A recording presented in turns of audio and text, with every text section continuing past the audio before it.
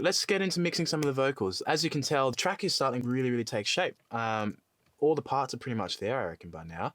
Now, all I want to do is make this vocal feel and sit well in the mix. And here's where I'm about to show you my vocal chain. Cool. So first up in the chain is this EQ. So it's a cutting EQ. I usually do all my cuts before anything else, so it doesn't affect the way it hits compressors. So here, as I've spoken about before, I'm cutting in that 2.5K and about 4K. They're always just, for Karina's vocal specifically, they're just the frequencies that I need to cut. Add a compressor. So I really like how aggressive the 1176 sounds on vocals especially. This plugin here is a model of a hardware compressor by Universal Audio. So just love the way it sounds on vocals. Usually compress vocals quite extremely. I just love how upfront it gets the vocal. And heaven can't save you. So it's hitting at 10, -10. Heaven can't save you when you're falling in slow motion. Yeah, I'd really just like. Then what I do is add a plugin called Soothe to the lead vocal. Again, Vox 1 preset, does everything I need it to do. It's really just taming that 4K region here. Heaven can't save you when you're falling in slow. Huge difference. Then have this Pultec EQ in the chain, boosting probably about 3 to 4 dB of 10, either 10 or 12K, depending on how bright the instrumental is or how dull the instrumental is. If the instrumental is a bit darker, generally won't boost as extremely on the Pultec on the vocal. I just love the way you can slap this on anything and it just makes it sound better. So it accentuates the breathiness and the emotional characteristics of Karina's vocal really nicely. And last in the chain, I just added the de-esser. I'm just going to use the Pro Tools one. It's super simple, it does the job, and more so in the mixing stage, I'll do some more final edits on the vocal. Heaven can't save you. Usually the S is around that 5 to 6K mark, and then I bring Heaven can't save you when you're falling in slow motion. Yeah, I'd really just like to tell my heart wide open. Yeah, heaven can't save you. Cool. I've got about 3 dB of range, and it's taming the S's around 6K. Heaven can't save you when you're falling. Great, I'm just going to copy those settings to every single track now. Next up in my chain, I just have a reverb, followed by a widener, which is adding some extra width to the vocal. Doubler, I use another reverb, so I use a plate reverb as well. Plate reverb, at the moment, using this plugin from Soundtoys, Little Plate, sounds really cool, does exactly what I need it to do.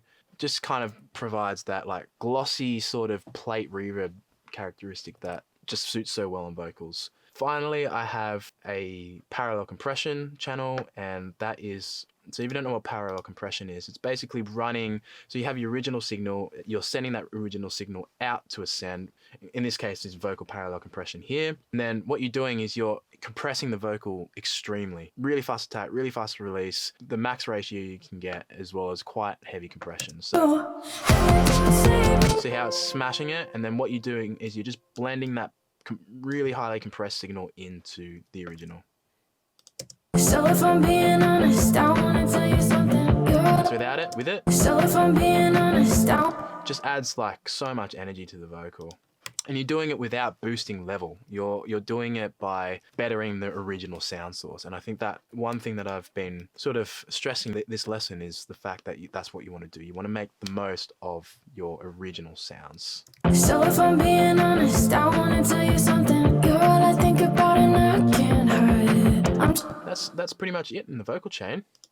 Really similar vocal chain on the buses that all these like BVs are going through, and then the harmonies and these harmonies, which I'll literally just copy down these settings here. But with this one, I'm going to add a reverb, the plate reverb as well. I'm gonna leave these ones less affected. So I'm probably not gonna have the chorus and crystalline reverb on it. Like they're creating space and atmosphere in the verse, whereas in the chorus harmonies, I actually just want them to be more of a feature, more of a part, almost really supporting the lead vocal. So let me name these chorus harmonies,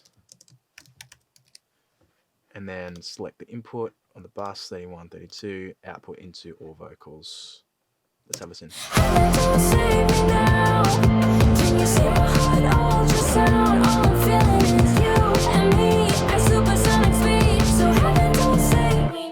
Don't don't save me now. Cool, it's still got a little bit too much low end in it for my liking. I'm gonna just bring up that low cut, bring down the low mids as well. Really just want that, like, again, copying this vocal parallel down to the doubles. Like you, heaven don't save me now. Can you see my heart ultrasound? All I'm feeling is you and me at supersonic speed. And just mixing these doubles into the lead so it feels like one vocal. Heaven don't save me now. That's cool. Heaven don't save me now. Can you see my heart ultrasound? Great. Same thing, want to copy paste this lead vocal chain down to the post vocal as well. And me at supersonic speed.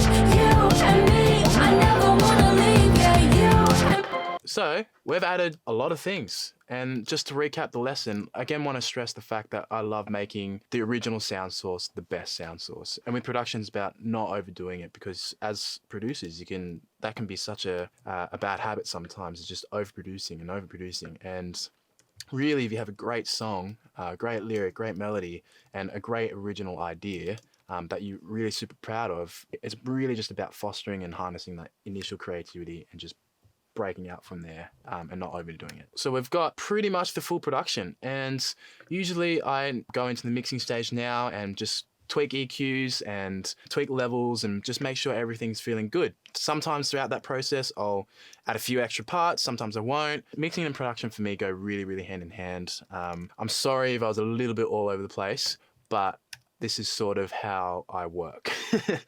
This is sort of an insight into my brain. But yeah, next lesson I'll show you how I fine tune all the EQs and get the mix sitting really good and getting some more clarity into what I've already done.